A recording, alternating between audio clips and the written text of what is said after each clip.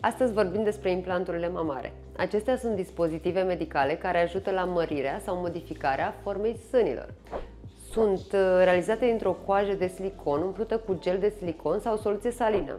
Știați că există mai multe forme și dimensiuni pentru a se potrivi dorințelor fiecărei femei? Haideți să discutăm mai multe despre aceste tipuri. V-ați întrebat vreodată de ce femeile optează pentru implanturi mamare? Sunt multe motive. Unele doresc să mărească volumul sânilor, altele să corecteze asimetria sau să recupereze volumul pierdut după sarcină.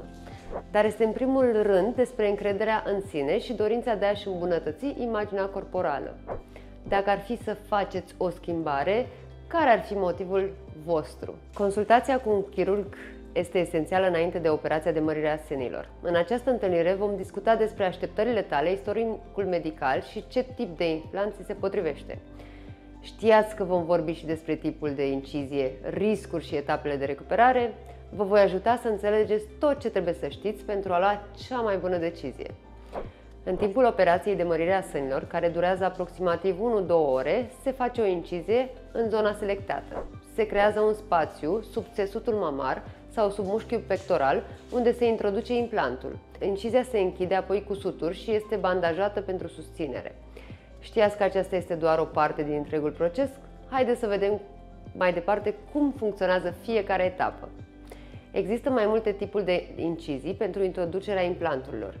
Prima este incizia inframamară sub sân, cea mai comună. Apoi incizia periareolară în jurul marginii areolei. Există și opțiunea inciziei transaxilare în zona axilei și mai rar incizia transombilicală în jurul burichiului. Care credeți că este cea mai potrivită pentru voi? Să discutăm despre avantajele fiecăreia. Recuperarea este o parte importantă a procesului de mărire a sânilor. Trebuie să evitați efortul fizic intens timp de cel puțin 4-6 săptămâni. Purtarea unei bustiere speciale este esențială pentru susținerea sânilor. Nu uitați, îngrijirea corectă a inciziei ajută la vindecarea rapidă. Voi aveți întrebări despre perioada de recuperare? Să discutăm mai multe, de ce să faceți și ce să evitați.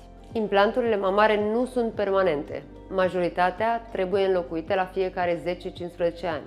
Totuși, durata lor depinde de tipul de implant, de modificările corpului și de posibilitatea complicațiilor. Uneori pot dura mai mult, alteori este necesar o înlocuire mai devreme. Este important să discutăm semnele care indică faptul că implantul ar trebui schimbat. Rămâneți cu mine pentru mai multe detalii.